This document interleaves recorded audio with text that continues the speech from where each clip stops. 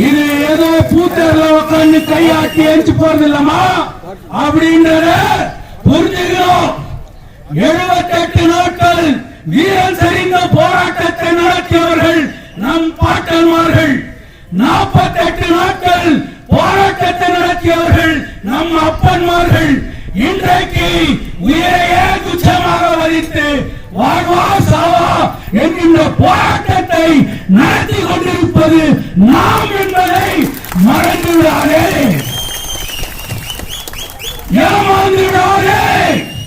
எதற்கும் வந்தாலே ஒன்றும் பண்ண முடியாது. இது சட்டத்தின்படி நடக்கிற நாடு. அண்ணல் அம்பேத்கர் அவர்களால் இயற்றப்பட்ட சட்டம் தான் அனைவருக்கும் ஈக்குவாலிட்டி போனால் யாரும் உயர்ந்தவன் யாரும் தாழ்ந்தவன் இல்லை. இப்ப கத்தரனே இப்படி நீ கத்தரான பாபா சாஹேப் அம்பேத்கர் அரசியல் சாசன சட்டத்தில் சொல்லுகிறார். உன்னால நசுக்க முடியாது என்பது பாபா சாஹேப் அம்பேத்கர் அவர்களுடைய சட்டம் என்பதை நீ புரிந்து கொள்ள வேண்டும்.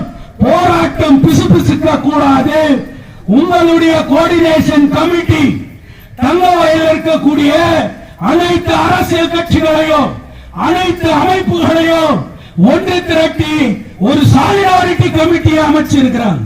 அந்த சாலிடாரிட்டி கமிட்டி அனைவரும் ஒன்றுபட்டு உங்களுக்காக பல்வேறு வித போராட்டங்களை இன்றைக்கு நிர்ணயித்திருக்கிறார்கள். அதனுடைய தாக்கம் தான் அரசு ஓடி வருகிறது என்பதை நீ உணர வேண்டும்.